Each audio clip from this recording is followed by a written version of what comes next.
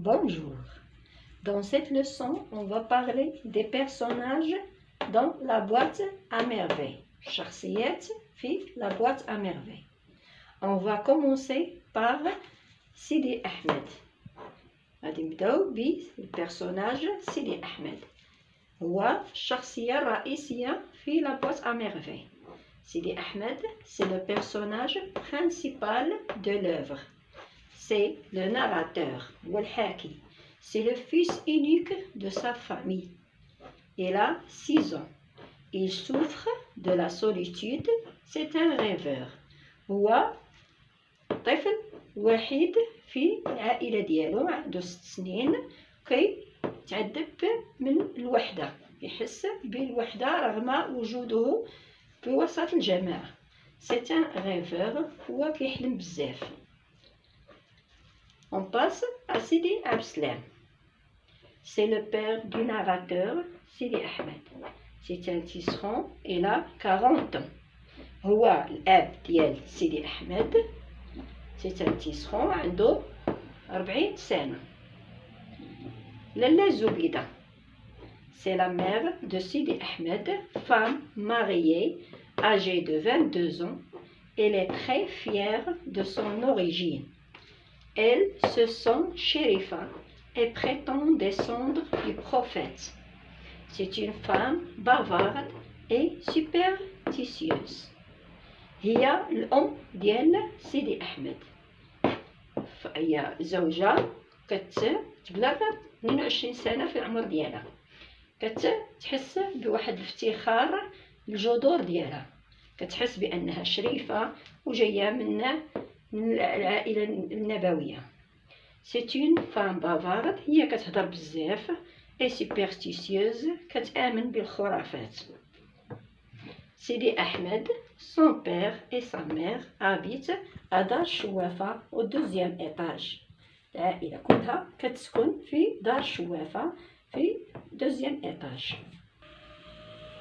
رحمة c'est la femme de Driss العواد. هي زوجة دريس العواد. دريس العواد il fabrique les charrues, les instruments d'agriculture. كيصنع مواد ديال الفلاحة. Ils ont une fille qui se nomme زينب. عندهم بنت سميتها زينب. Elle a 7 ans. عندها 7 سنين، كبر من سيدي أحمد بسنة. Il habite eux aussi à دار شوافة. تا هما كيسكنوا في دار شوافة في 1er étage. فاطمة البزيوية. C'est la femme de علال qui est jardinier. هي الزوجة ديال علال. Ils n'ont pas d'enfants. ما عندهمش أطفال. Il habite à دار شوافة au 2e étage. كيسكنوا تا هما في دار شوافة في 2e étage.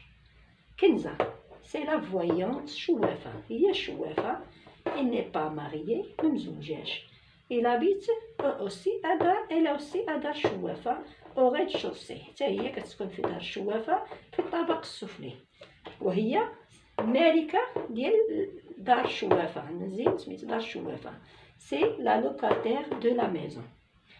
لالا عيشة هي amie intime de لالا زبيدة, mère de Sidi Ahmed. Le narrateur هي الصديقة المقربة ديال لالا زبيدة، الأم ديال سيدي أحمد الحاكي. Son mari c'est l'Arbi, un commercial. Il vend des babouches. Il habite à rue الحجامة. Ils n'ont pas d'enfants. هي الصديقة المقربة ديال لالا زبيدة، الأم ديال سيدي أحمد النغتير. الزوج ديالها هو العربي، تاجر كيبيع لي بابوش. Il habite à rue الحجامة وما عندهمش أطفال. ندوزو عبد الله سي l'épicier du quartier. عنده حانوت في الكارتي. Il raconte des histoires merveilleuses à notre narrateur. كيحكي حكايات لسيدي أحمد. الفقيه c'est le maître de l'école coranique Omsid qui se situe à 2 pas à دار شوافة الدرب. الفقيه هو أستاذ ديال المدرسة القرآنية مسيد فين كيتعلم الحاكي والشخص سيدي أحمد القرآن. كتوجد قريبة من دار شوافة في الدرب. Driss, c'est le teigneux, serviteur de Ma'alem Abslam, un surnom, car il a une teinte dans ses cheveux. C'est lui qui fait la commission à la famille Sidi Mohamed. Driss عنده ثعلبة في راسو يعني التونية، هو سيرفيتور دو معلم عبد السلام، كيتسخر للمعلم عبد السلام والعائلة ديالو.